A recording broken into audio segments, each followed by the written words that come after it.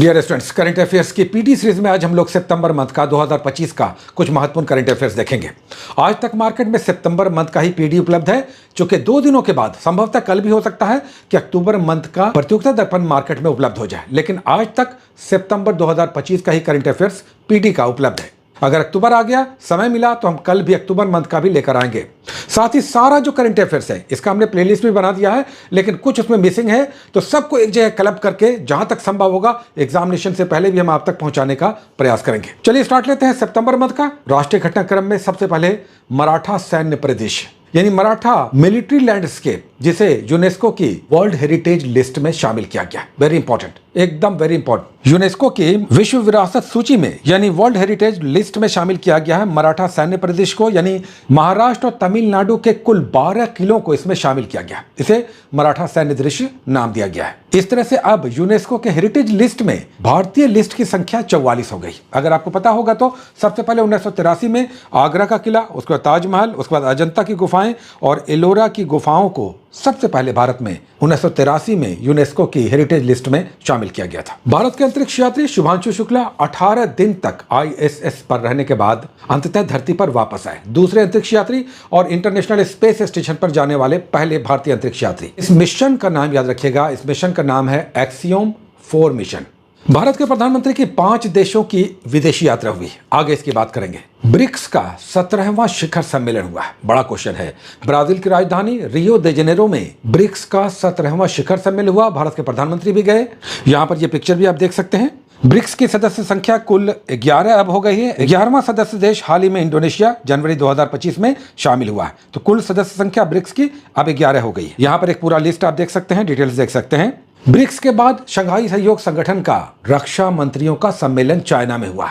याद रखिएगा, defence ministers का SCO का शंघाई सहयोग संगठन का मंत्री स्तरीय सम्मेलन हुआ, जो चाइना में हुआ। हालांकि इंटरेस्टिंगली इसका शिखर यानी समिट लेवल का बैठक अभी 2 सितंबर को हुआ है, लेकिन मंत्री स्तरीय सम्मेलन जो हुआ वो जून 2025 में हुआ, जिसमें भारत की ओर से रक्षा मंत्री राजनाथ सिंह वहां गए थे। पहलगाम हमले के लिए दोषी TRF यानी द रेजिस्टेंस फ्रंट को अमेरिका ने आतंकवादी संगठन घोषित किया है। एक और बड़ा सम्मेलन हुआ और ये था नेटो का शिखर सम्मेलन, समिट लेवल कॉन्फ्रेंस, और ये नीदरलैंड के शहर द हेग में हुआ। वही द हेग जहां इंटरनेशनल कोर्ट ऑफ जस्टिस है। नीदरलैंड की राजधानी तो एम्स्टर्डम है, लेकिन इसके एक प्रमुख शहर द हेग में नेटो के सभी राष्ट्राध्यक्ष जुटे, जिसकी सदस्य संख्या दरअसल अब 32 हो गई है। विवादित फोन कॉल लीक होने पर थाईलैंड के प्रधानमंत्री शिनवात्रा का पद चला गया है, उन्हें इस्तीफा देना पड़ा। न्यायालय के हस्तक्षेप के बाद थाईलैंड के प्रधानमंत्री पेंगटॉन शिनवात्रा ने अपना पद त्याग किया है। साथ ही अमेरिका ने यूनेस्को की सदस्यता छोड़ दी है।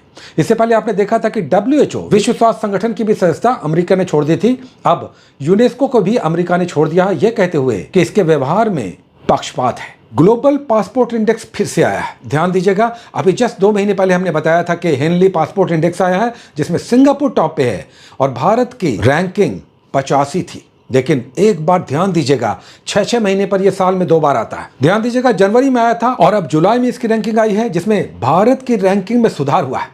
एकदम ध्यान दीजिएगा, जनवरी 2025 में जो हेनली पासपोर्ट इंडेक्स आया था उसमें भारत की रैंकिंग 85 यानी 5 स्थानों का गिरावट था, 85 बताया गया था। लेकिन अब जब जुलाई में आया है, इसकी नई रैंकिंग आई है, 6 महीने पे आता है। इस नई रैंकिंग में भारत की रैंकिंग में 8 स्थानों का सुधार हुआ है। अब भारत की रैंकिंग 77वां है। टॉप पे अभी भी सिंगापुर है, लेकिन भारत की रैंकिंग में 8 स्थानों का सुधार हुआ है। भारत की रैंकिंग अब जुलाई 2025 की हेनली पासपोर्ट इंडेक्स के अनुसार 77वां है, 77 है। अगर क्वेश्चन आ जाए कि वर्तमान में 2025 में हेनली पासपोर्ट इंडेक्स के अनुसार भारत की रैंकिंग क्या है, केवल वर्तमान शब्द रहे, तो हम लेटेस्ट वाला देंगे 77।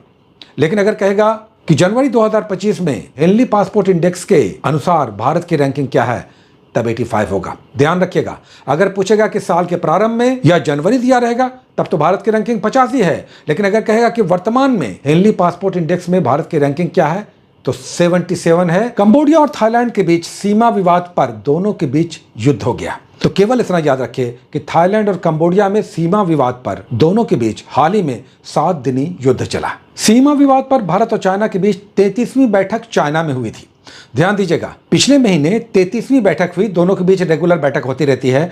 33वीं बैठक सीमा विवाद पर भारत और चाइना के बीच चाइना में हुई थी। लेकिन जुलाई में, चूंकि इस मैगजीन में अधिकतर जुलाई मंथ का करंट अफेयर्स है, जुलाई में जब इसकी नेक्स्ट 34वीं बैठक हुई तो ये नई दिल्ली में हुई। भारत के प्रधानमंत्री की ब्रिटेन और मालदीव की बड़ी महत्वपूर्ण यात्रा हुई, बहुत इंपॉर्टेंट। ब्रिटेन के साथ तो एक बड़ा समझौता हुआ जिसका शॉर्ट फॉर्म है सेटा, और ये मेंस का भी क्वेश्चन बनेगा। भारत और ब्रिटेन के बीच बहुत ही महत्वपूर्ण आर्थिक और व्यापारिक समझौता हुआ जिसका शॉर्ट फॉर्म है सेटा।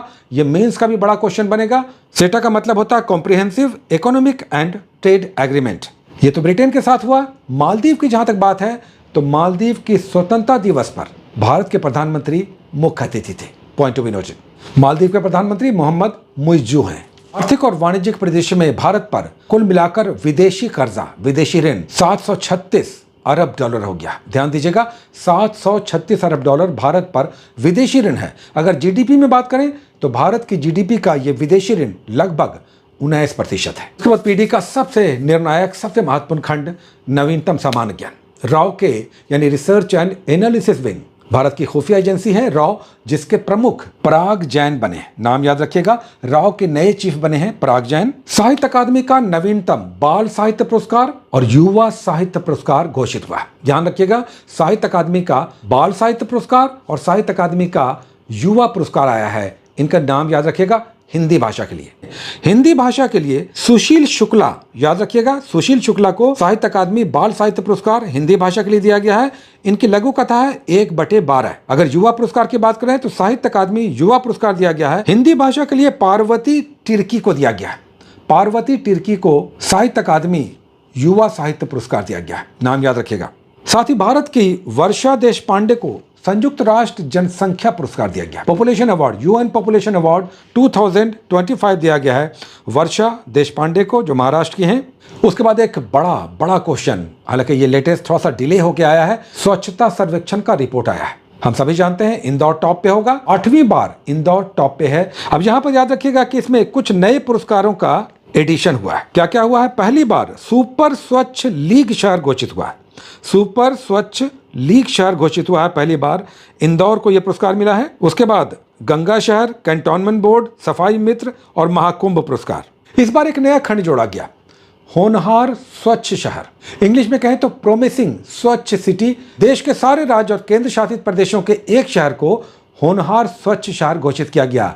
बिहार की बात करें तो पटना को होनहार स्वच्छ शहर घोषित किया गया। यह एक नया खंड स्वच्छता सर्वेक्षण में 2025 में ऐड हुआ है। इसमें जनसंख्या के आधार पर भी पुरस्कार दिया गया है। जैसे 10 लाख से अधिक आबादी वाले, उसमें इंदौर टॉप पे है, जबकि 3 लाख से 10 लाख वाले शहरों में नोएडा टॉप पे है। सर्वश्रेष्ठ गंगा शहर में प्रयागराज को, जबकि सर्वश्रेष्ठ कैंटोनमेंट बोर्ड यानी छावनी बोर्ड में सिकंदराबाद को, और सर्वश्रेष्ठ सफाई मित्र पुरस्कार में ग्रेटर विशाखापट्टनम को पुरस्कार दिया गया है। जबकि महाकुंभ श्रेणी में सर्वश्रेष्ठ शहरी अपशिष्ट प्रबंधन के लिए उत्तर प्रदेश सरकार को यह पुरस्कार दिया गया। एक बार फिर से याद रखिएगा, होनहार स्वच्छ शहर की श्रेणी में बिहार के पटना को पुरस्कार मिला है। फौजा सिंह विश्व के सबसे उम्रदराज मैराथन धावक है। फौजा सिंह विश्व के सबसे उम्रदराज एथलीट हैं। हाल ही में 114 वर्ष की आयु में जालंधर में देहांत हो गया। कुछ बुक्स का यहाँ पर दिया हुआ है, बुक्स लिस्ट में कुछ बुक्स एग्जाम फ्रेंडली हैं, जिसमें एक है the one cricket my life and more. ये शिखर धवन की रचना है, उनकी आत्मकथा है। The one cricket my life and more किसकी आत्मकथा है? शिखर धवन, क्रिकेट के प्रमुख खिलाड़ी।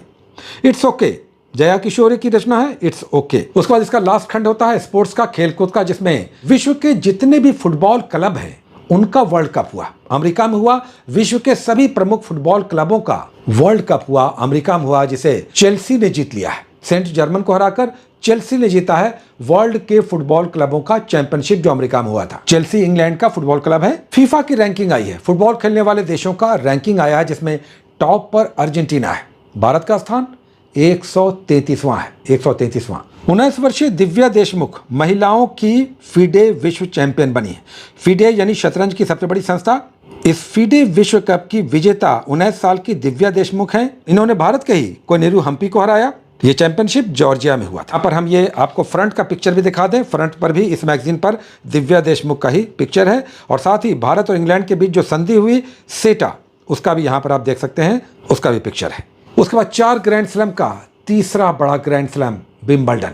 ये आयोजित हुआ है जुलाई मंथ में। आइए इसके डेटा को समझिए और याद रखिए, क्योंकि पिछले साल फ्रेंच ओपन आया था और इस 4 ग्रैंड स्लैम पर एक क्वेश्चन तो बनता ही बनता है। दोनों सिंगल विजेताओं का नाम याद रखना है। यानिक सिनर ने मेल कैटेगरी में जीत लिया है, कार्लोस अल्काराज को हराया है। इटली के यानिक सिनर इस बार भी विजेता रहे हैं विंबलडन के, इन्होंने स्पेन के कार्लोस अल्काराज को हराया है। एकदम याद रखिएगा, यानिक सिनर विंबलडन के नए विश्व चैंपियन हैं। जबकि फीमेल कैटेगरी में ईगा स्वियातेक जो पोलैंड की हैं, उन्होंने अमांडा अनिसोमोवा को जो अमेरिका की हैं उन्हें हराया।